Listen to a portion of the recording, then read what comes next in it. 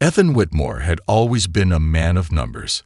Everything in his life could be quantified.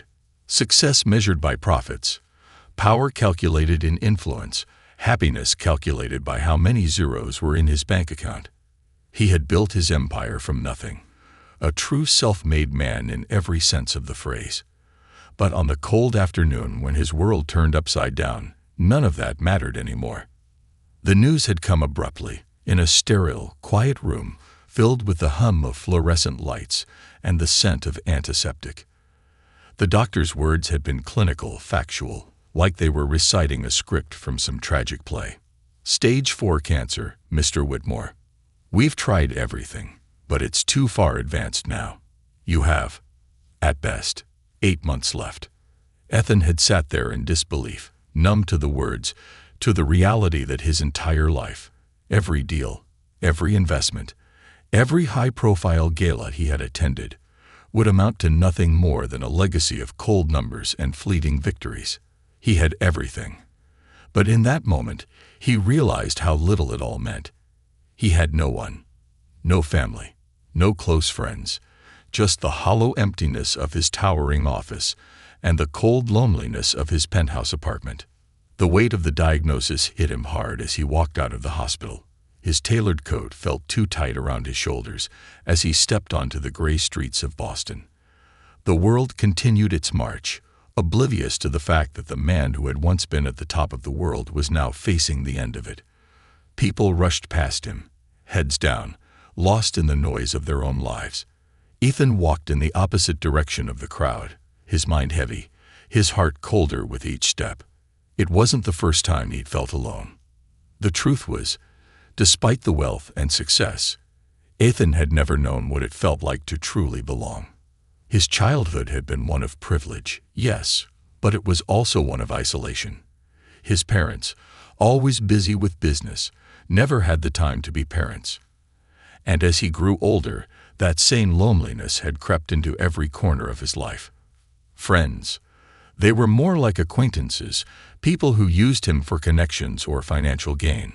Love? It was a concept that felt foreign to him. He had never been in love and had never felt loved. He had spent his life chasing the wrong things. As he walked aimlessly through the streets, the harsh wind biting into his skin, Ethan's mind wandered to the one thing that had haunted him for years, the thought of his legacy. What would it be?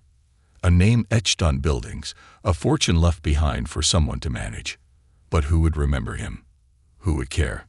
The city around him was draped in the heaviness of winter. Snowflakes drifted slowly from the sky, settling on his shoulders like the weight of the world. Ethan found himself walking down an unfamiliar street, lost in his thoughts, until something caught his eye. It wasn't much, a small park tucked between two old buildings, the kind of place most people would overlook.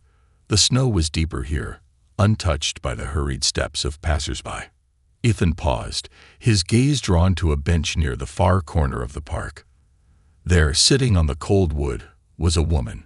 She looked young, perhaps no older than 25, but her face was strained with exhaustion. She wore a thin coat that barely protected her from the cold. Her hair, matted with snow, hung in damp strands around her face. Her arms were wrapped tightly around a small child, no more than 3 or 4 years old, who was curled up against her chest.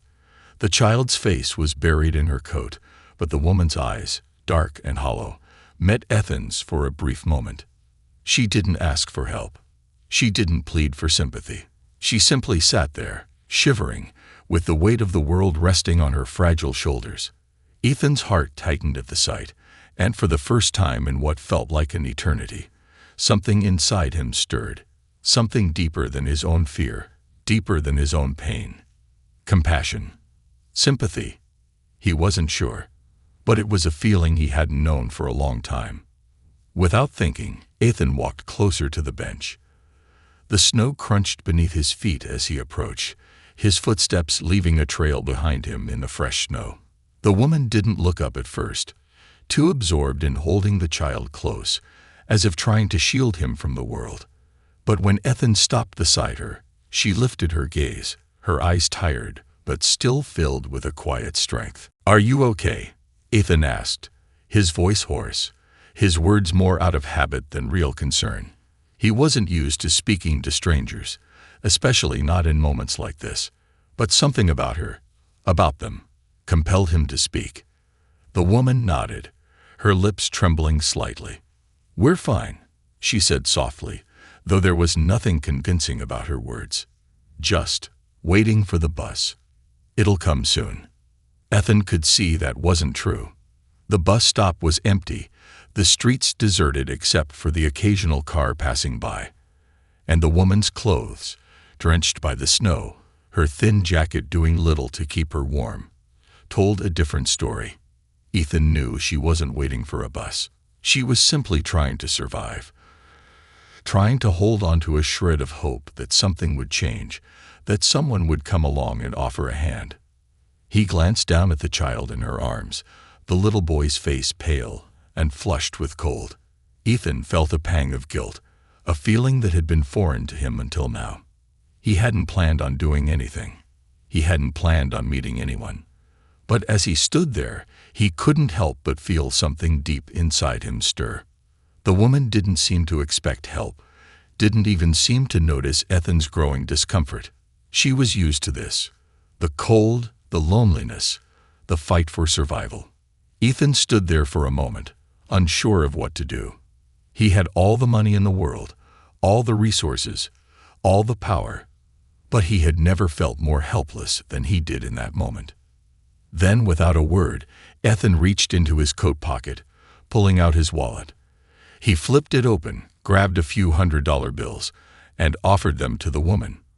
"Here," he said, his voice unsteady. "Take this. Get out of the cold. Get the boy somewhere warm." The woman looked at the money, then at Ethan. Her eyes softened, but there was no smile.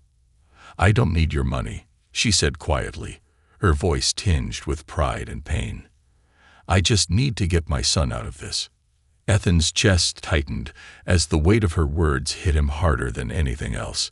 Here he was, a man with billions, offering money like it could solve everything. But in that moment, he realized that money wasn't the answer. It had never been the answer. Ethan stood there, the weight of the money in his hand suddenly feeling heavy, almost meaningless. He had spent years accumulating wealth, convinced that with enough resources, anything was possible. And yet, in the face of real human suffering, that wealth was nothing more than a hollow gesture. He could have bought this woman a mansion, filled it with every comfort imaginable, but it wouldn't change the fact that she was cold, desperate, and alone with a child who needed more than just money. He needed safety, love, and care. His thoughts spiraled, and the familiar emptiness he had felt for so long returned, only this time it was heavier, sharper. It wasn't the emptiness of a lonely billionaire in a penthouse, but the aching realization that his life, despite everything he had achieved, had no true substance. He had built a life, but it wasn't one that could offer comfort in the face of real hardship. The woman's gaze, steady and unwavering, finally broke through his fog of confusion. She wasn't angry, she wasn't bitter, but there was a quiet strength in her that made Ethan feel even smaller. She was staring at him now, not just as a stranger offering money, but as a reminder of everything he had never learned about real human connection. "Why don't you just take the money?" he asked, his voice more pleading than he intended. He wasn't sure if he was asking her or himself. "It'll help. It's all I have to offer." The woman shook her head slowly, her eyes softening. "It's not about the money," she said, her voice calm but firm. "It's about what comes next. We're surviving out here, yes, but my son deserves more than survival. He deserves warmth. He deserves security. He deserves a future. You can't buy that." Ethan had never been one to face his own ignorance so directly. He had spent his life believing that money was the solution to everything, whether it was building his company from the ground up, solving problems, or even fixing his own loneliness with the purchase of fine things and experiences. But now, standing before this woman, he understood the truth he had never allowed himself to see.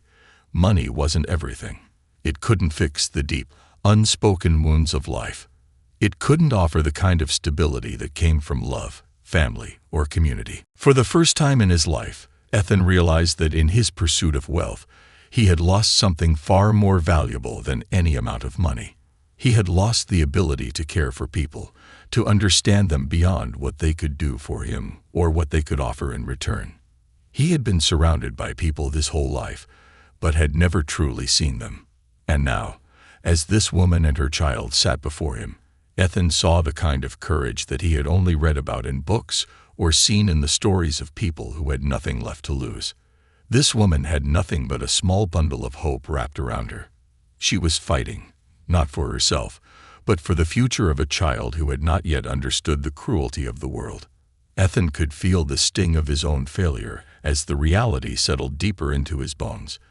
He had wasted his years chasing something that had never truly mattered. He had filled his days with business meetings, boardrooms, and deals, believing that success and recognition would somehow fill the empty spaces of his life. But the truth was, he was no different from the millions of people who fought every day for survival.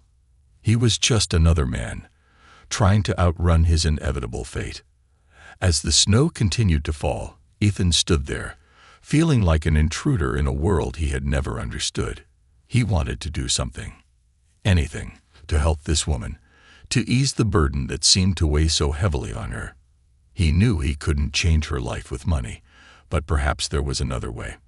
"I can't just walk away," he murmured, his voice quieter now, more certain. "I have to do something." The woman looked at him, her expression unreadable. "Then do something," she said simply, her words carrying a weight that felt heavier than any financial transaction. "But don't do it for me. Do it because it's the right thing to do." Ethan was stunned. He had expected her to argue, to insist that he take the money or ask for more, but she didn't. She didn't want charity, nor did she need pity. She wanted something more, something Ethan had never known how to offer. She wanted him to see her as a person, not a problem to be solved. With a deep breath, Ethan made a decision. He didn't know what the future would hold or how much time he had left to make a difference, but he knew that if he was going to leave anything behind, it couldn't be the emptiness of his wealth. "I'll help you," he said, his voice now firm, his resolve clear. "I don't know how yet, but I'll help. You won't have to do this alone anymore." The woman nodded, not with disbelief or doubt, but with a quiet acknowledgement of the promise that had been made. And for the first time in years, Ethan felt the spark of something he had thought he'd lost forever. A reason to fight, a reason to be better, a reason to live. In that moment, standing in the cold with a dying man and a woman fighting for her child, something inside Ethan began to change. The clock was ticking, his days numbered, but perhaps there was a way to leave behind a legacy not of wealth, but of kindness. He knew it wouldn't be easy. He knew it might not fix everything. But as the snow continued to fall around them, Ethan felt the first flicker of hope he had felt in a long time. It was fragile, but it was there. And maybe, just maybe, it was enough to change the course of his life. "I'll take you somewhere warm," Ethan said, his voice steady now. "You and your son. There's no reason you should be out here in the cold." The woman's eyes softened, but she didn't speak. Instead, she carefully stood up, her hands still clutching the boy as she adjusted him against her chest. Ethan could see the exhaustion in her eyes, the weariness of a mother who had fought too many battles alone. As they walked together through the snow, Ethan felt the weight of the decision he had just made. He wasn't just offering them shelter, he was offering a chance to do something he had never done before, to care, to connect, and to leave behind something that mattered more than the wealth he had amassed. For the first time in a long time, Ethan Whitmore felt a sense of peace. The car ride was silent, the kind of silence that's not uncomfortable but filled with unspoken understanding. Ethan had told the driver to take a route that would avoid the busy streets, a winding path through quiet neighborhoods where he could think, reflect on what had just happened. The woman, whose name was now Emily, sat in the back seat with her son, holding him close as he slowly drifted into sleep. The boy's small body was a bundle of warmth against his mother's chest, his face relaxed, a stark contrast to the tension Ethan had witnessed moments earlier. Emily hadn't said much since they left the park, except for brief thanks when Ethan had arranged for them to be driven to a warm shelter. She didn't seem suspicious of him, nor did she seem desperate. She simply accepted his offer as if it were the most natural thing in the world. Ethan, on the other hand, was lost in thought. He wasn't used to doing things for others without expecting something in return. But the look on Emily's face had pierced through him, a reminder of the world he had been so insulated from. He had spent his life collecting wealth, building an empire, but in a matter of hours, he had come face to face with something far more important: human connection. It was something he had never valued, and now he realized how much he had overlooked. The car finally came to a stop outside a small, unassuming building, a shelter tucked between two shops on a side street. It wasn't much, but Ethan knew it was a place where Emily and her son would be safe, at least for tonight. He had arranged for them to have a room, a warm meal, and whatever else they needed. Emily hesitated for a moment before she stepped out of the car. She turned back to Ethan, her eyes softer now, her expression less guarded. "Thank you," she said quietly, her voice full of gratitude. But there was something else in her eyes, something Ethan couldn't quite place, perhaps a touch of disbelief, or maybe just a weariness that came from too many years of being alone in the fight for survival. Ethan nodded, not trusting himself to speak. He wanted to say something, anything, but the words didn't come. He was still processing everything, trying to understand why he had made this choice, why it had felt so right to help a stranger. "I didn't know how much I needed this," Emily added softly, breaking the silence between them. She stepped away from the car, her son in her arms, and Ethan followed her to the door of the shelter.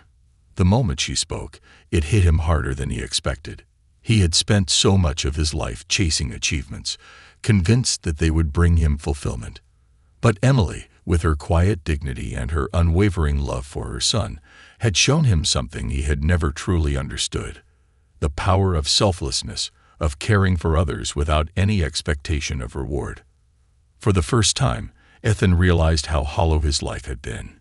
He had everything: money, power, influence, but he had never known true purpose. He had never been part of something bigger than himself, never understood that helping others could be the most profound form of fulfillment. As Emily and her son entered the shelter, Ethan remained outside for a moment, the cold air biting at his skin, the snow falling softly around him. He stood there, looking up at the darkened sky, and for the first time in years, he felt small. But it wasn't the kind of smallness that came from fear or failure. It was the smallness of being one person in a vast world, and yet knowing that even one small act of kindness could make a difference. Ethan's thoughts drifted to his diagnosis. 8 months. That was all he had left. 8 months to live a life that had always felt incomplete.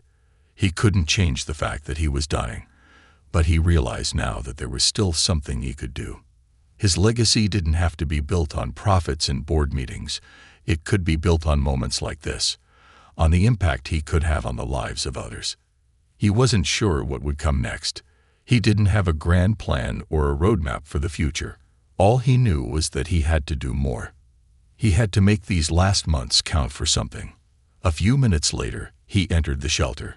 Emily was sitting at a small table in the corner, her son now asleep in a crib beside her. She looked up as he entered, her face still weary, but there was a spark in her eyes now, a quiet recognition of something that had shifted between them. Ethan sat across from her, still unsure of what to say. But Emily spoke first, her voice steady, though a little hesitant. "Why did you do it?" she asked, her eyes searching his face. "I mean, you don't even know me. You didn't have to help."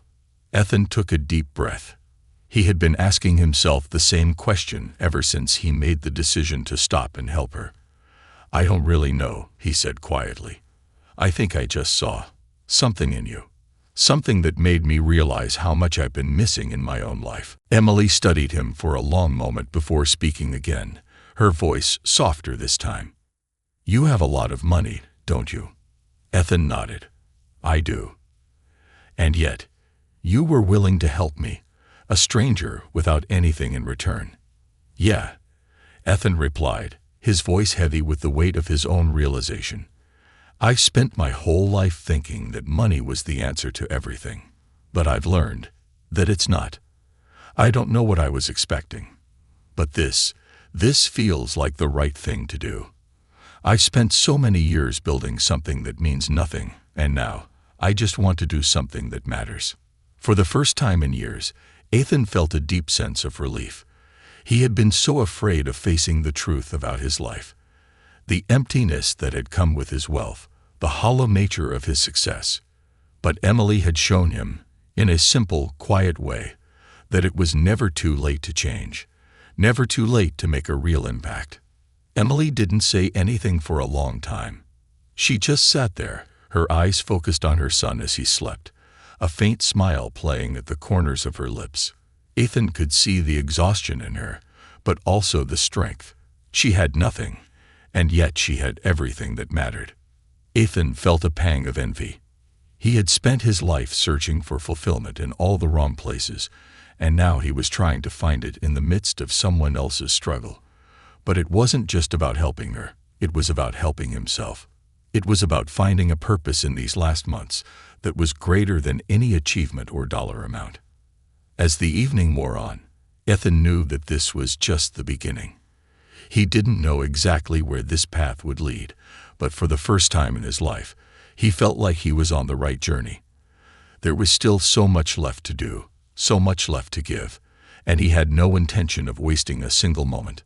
And maybe, just maybe, by helping Emily and her son, he could find a sense of peace he had been searching for all along. The days that followed felt like an unfamiliar rhythm to Ethan, one that was both grounding and unsettling. He had returned to his mansion, but it no longer felt like a sanctuary. It felt more like a gilded cage, filled with reminders of a life he had spent years building, but had never truly lived. The walls, adorned with expensive artwork and meticulously curated furniture, seemed to mock him now. He had everything a man could ask for in terms of material wealth, but none of it mattered when he realized that what he truly longed for was something deeper, something more meaningful. Every morning, as he sipped his coffee in a lavish kitchen that looked out over the city, his mind kept returning to Emily and her son. He couldn't stop thinking about how simple, yet profound, their lives had seemed. Despite their hardship, there was a quiet strength in them. Emily had so little, but her love for her son was everything.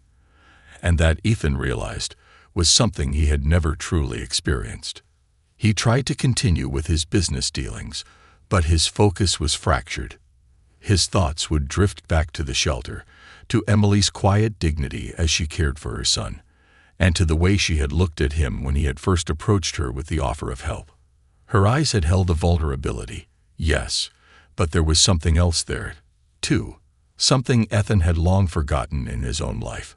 A sense of connection to another human being that went beyond surface-level interactions, beyond what one could give or take. One evening, after a long day of meaningless meetings and endless phone calls, Ethan found himself standing in front of the mirror, staring at his reflection. He had always been meticulous about his appearance, his grooming, his attire. Everything had to be perfect, a reflection of the success he had worked so hard to achieve. But now, for the first time, he didn't recognize the man staring back at him. He wasn't sure who he was anymore, not just in the physical sense, but in the emotional and moral sense. The life he had been living, the persona he had carefully crafted over the years, felt like a lie.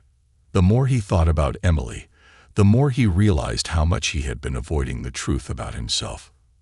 He had been running from the deeper parts of life, love, compassion, empathy, because he had convinced himself that those things weren't as important as power and success.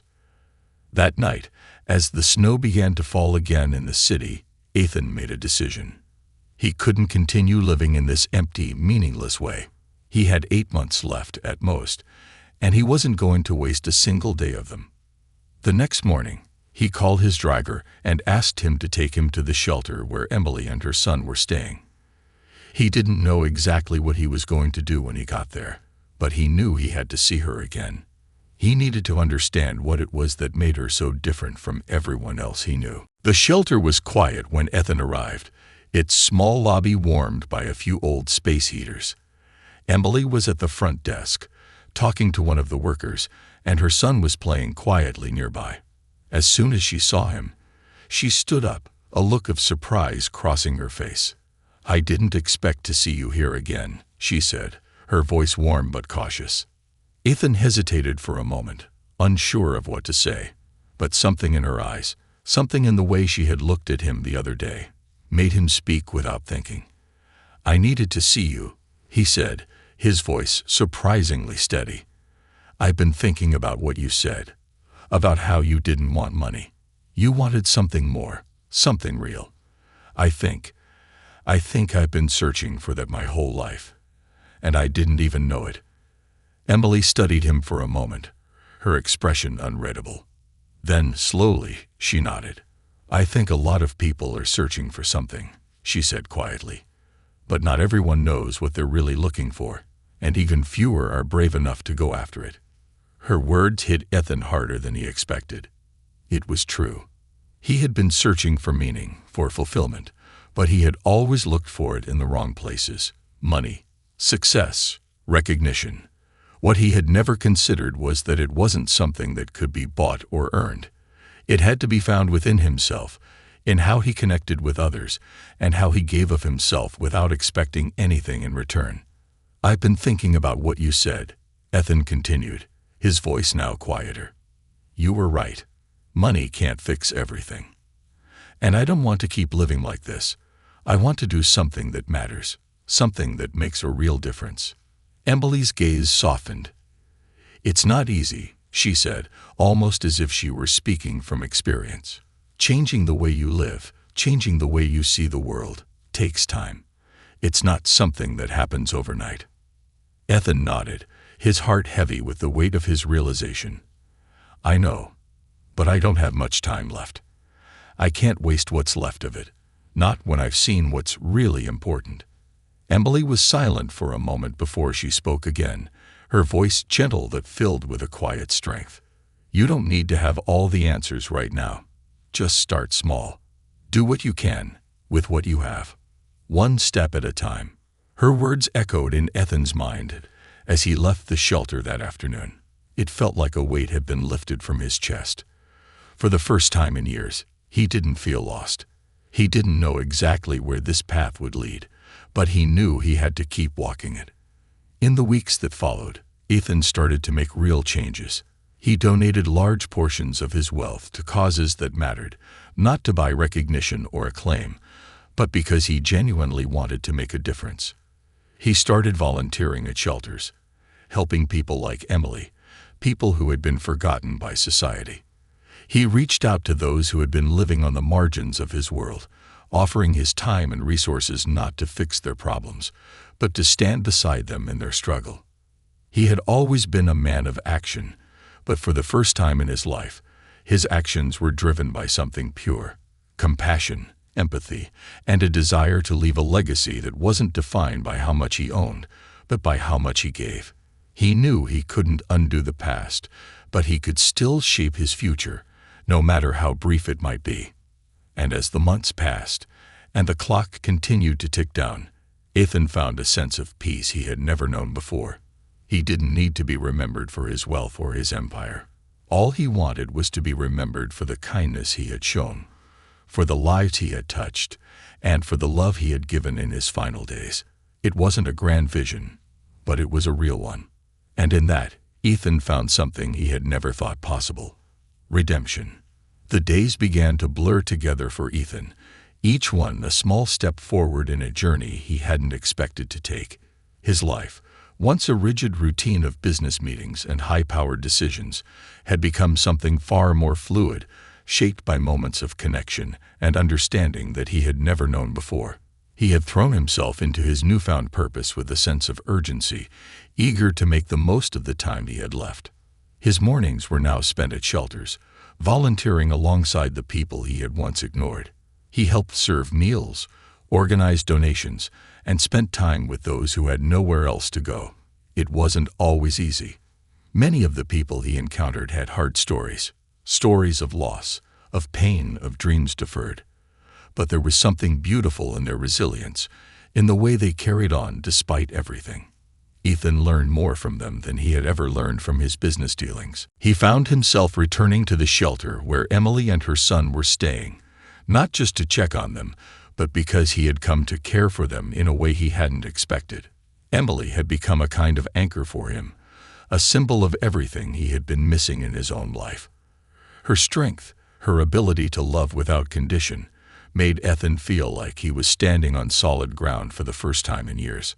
One afternoon, as the snow began to fall again in thick, swirling flurries, Ethan walked into the shelter to find Emily sitting at one of the tables, her son playing nearby.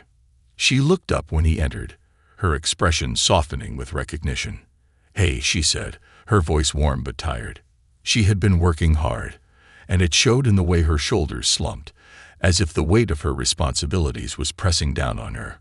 But there was still a light in her eyes, a quiet hope that had never wavered, even in the face of so many challenges.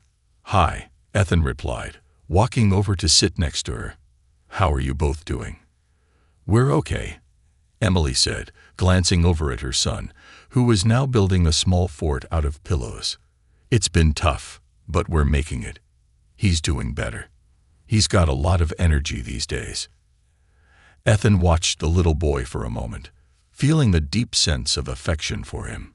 He didn't know what it was about the child, but there was something about the innocence in his eyes that made Ethan feel like he was seeing the world for the first time. He could never remember being that carefree, that full of hope. "I'm glad," Ethan said softly.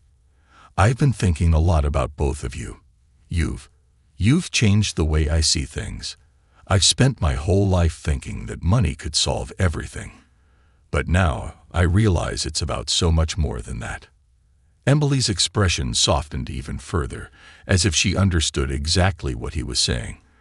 "I think you're starting to get it," she said. "But it's not easy. It's a long road. One step at a time, right?" Ethan nodded. "I know, but I'm trying. And I want to do more. I want to make sure you and your son have everything you need. You don't have to keep struggling alone." Emily looked down at her hands, her fingers idly tracing the edge of the table. For a moment, she was quiet, as if weighing his words. Then, without looking up, she spoke again, her voice tinged with vulnerability. "You don't have to do that, Ethan," she said softly. "I appreciate everything you've done for us, but I don't want you to feel like you have to fix everything. We've made it this far on our own, and we'll keep going." Ethan was taken aback by her words. It wasn't what he had expected to hear. Most people, he thought, would jump at the opportunity to accept help, to be saved from their struggles. But Emily was different. She wasn't looking for a savior. She wasn't asking for anything other than the chance to build a life for herself and her son, to keep moving forward, no matter how difficult it might be. "I don't want to take away your independence, Emily," Ethan said slowly, his voice sincere. I just want to make sure you're taken care of. You've given me so much in these past few weeks. You've shown me that there's more to life than wealth, than success. You've given me something I've been missing for so long. I just want to give back." Emily finally looked up at him, her eyes searching his face, as if she was trying to understand the depth of his words. "I don't need anything from you," she said gently. "But if you really want to do something for me, then stop trying to fix everything. Stop trying to save me. Just be here. Be a friend. That's all I really need." Ethan felt a lump form in his throat. He hadn't expected her to say that, but somehow it was exactly what he needed to hear. He had spent his whole life trying to buy solutions to problems, to control everything around him. But here, in this moment, he was being reminded that sometimes the greatest gift you can give isn't material. It's your time, your presence, your willingness to just be there for someone, without expectation or judgment. "I can do that," he said quietly. "I can be here." Emily gave him a small, grateful smile, and for the first time since he had met her, Ethan felt like he was truly at peace. He didn't have to have all the answers. He didn't have to fix everything. All he had to do was be present, to show up for the people who mattered, and to give what he could, in whatever way he could. Over the next few weeks, Ethan continued to visit Emily and her son regularly, not as a benefactor or a savior, but as a friend. He would bring small gifts for the child, a new coat, a toy, but more often than not, he would just sit with them, talking about life, about their dreams, about what it meant to move forward despite everything. The more time he spent with them, the more he realized that he was learning just as much from them as they were from him. Emily's resilience and quiet strength became a source of inspiration for him, and her son's innocence reminded him of the beauty of a life that was unburdened by fear and regret. Ethan also continued his work in the shelters, focusing on ways to provide lasting change for the people who lived there. He began organizing programs to help individuals get back on their feet, offering job training, educational resources, and financial support. But even as he threw himself into these projects, he never lost sight of the deeper lesson he had learned. That true impact wasn't about handing out money or resources. It was about creating relationships, fostering trust, and offering a listening ear. One evening, as he was leaving the shelter after a long day of organizing a donation drive, Ethan stood outside and looked up at the stars. The world felt different now. He had once looked up at the sky and seen only darkness, but now he saw the possibilities of redemption, of growth, of change. He knew that his time was running out, but in those final months, he had discovered something that no amount of wealth or success could have ever given him: purpose. The path ahead was uncertain, but for the first time in a long time, Ethan felt ready to face whatever came next, and in his heart, he knew that no matter what happened, he had already found the true meaning of life. The final days of Ethan's life were not marked by the fear or bitterness he had once imagined. Instead, they were defined by a quiet sense of fulfillment, a knowing that, in the time he had left, he had done something real, something that mattered. Each day felt like a gift, and with each passing hour, he found himself more attuned to the world around him, more appreciative of the people in his life. Ethan had kept his illness a secret from many of the people who knew him. He didn't want anyone to pity him, and he certainly didn't want anyone to feel burdened by his diagnosis. But those closest to him, those who had witnessed the transformation he had gone through, understood. Emily and her son, who had become the most important part of his life, knew what was happening, but they never treated him differently. They saw him for the person he had become, not the man he had been. In the final month of his life, Ethan found himself reflecting deeply on everything he had learned. He thought often about his legacy, not in the sense of wealth or power, but in the small moments of kindness and connection he had fostered. He remembered the first time he had met Emily and how her quiet dignity had sparked something inside him. He thought about the child's laughter, the way it had filled the empty spaces in his heart. He had lived a life of isolation for so long, surrounded by people who wanted something from him. But with Emily and her son, he had found something genuine, something he could never buy. One evening, as the winter night drew in and the city of Boston seemed to hold its breath in the stillness of the snow, Ethan sat by the window of his mansion. His body felt weaker, the illness progressing despite the treatments and interventions. But his mind was sharp, clearer than it had ever been. He had done what he could with the time he had, and now he was ready to let go. Not because he was afraid, but because he had learned to accept the natural course of life. There was no more fight left in him, only a quiet surrender to what was. It was during one of these quiet evenings that Emily and her son visited him, as they often did. She walked into the grand living room of his mansion, where Ethan had been sitting in a chair, staring out at the snowy landscape, lost in his thoughts. Her son, now wearing a jacket that Ethan had bought him, ran over to Ethan's side, his eyes wide with excitement.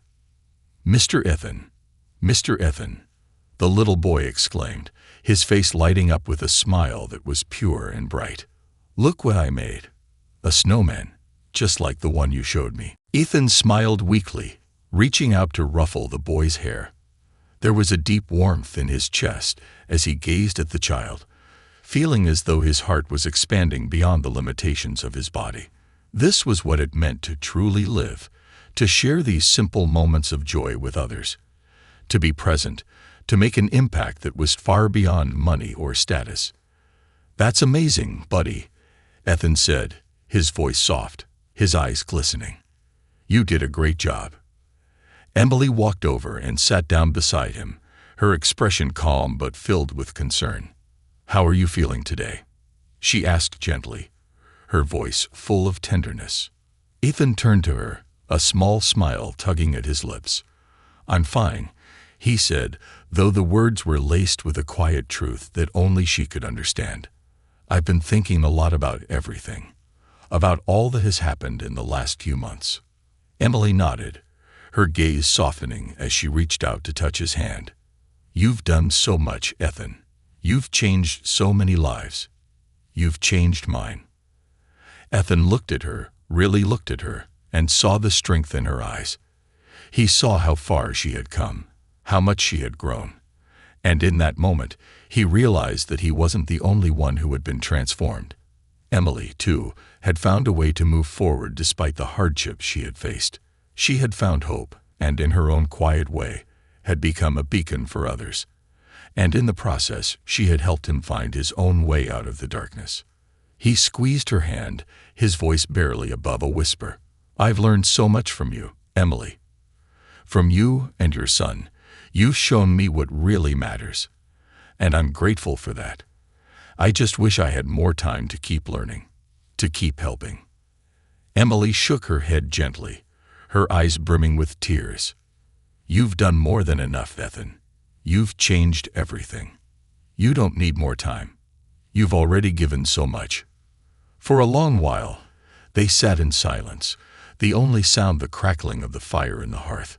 Ethan's thoughts drifted back to the early days when he had first arrived at the shelter, lost and aimless, consumed by his wealth and his power. He had walked past people like Emily without a second thought, never understanding the depth of their struggles or their strength. Now, looking back, he realized how shallow and hollow his previous life had been. The people he had once dismissed had taught him the most important lessons about love, about kindness, about humanity. In the days that followed, Ethan became more and more at peace with his fate. He continued to visit the shelters and to help with the various programs he had set in motion, but the urgency was gone. He no longer felt like he was running out of time. Instead, he felt like he had already achieved something profound. He had found a purpose, and in doing so, he had touched lives in a way he could never have imagined. When the end finally came, it wasn't filled with fear or regret. It was quiet, almost peaceful, as if Ethan had finally accepted that this was simply the next step in his journey. His passing was met with sadness, but it was also met with a deep sense of gratitude. Those who had known him in his final days understood that his life had been transformed, that he had become someone who truly made a difference in the world. And as they remembered him, they didn't remember him for his wealth or his success. They remembered him for the way he had cared, for the way he had learned to live fully, even in the face of death. In the years that followed, Ethan's legacy lived on. His donations continued to support programs that helped the homeless, the displaced, and those struggling to rebuild their lives. Emily, with the help of others, established a foundation in his name, one that focused on empowering the underserved, just as Ethan had done in his final months. She and her son, now living in a small home of their own, continued to honor the man who had helped them find hope and purpose in their darkest days. Ethan Whitmore had come to understand, in his final months, that true wealth wasn't measured in dollars or assets.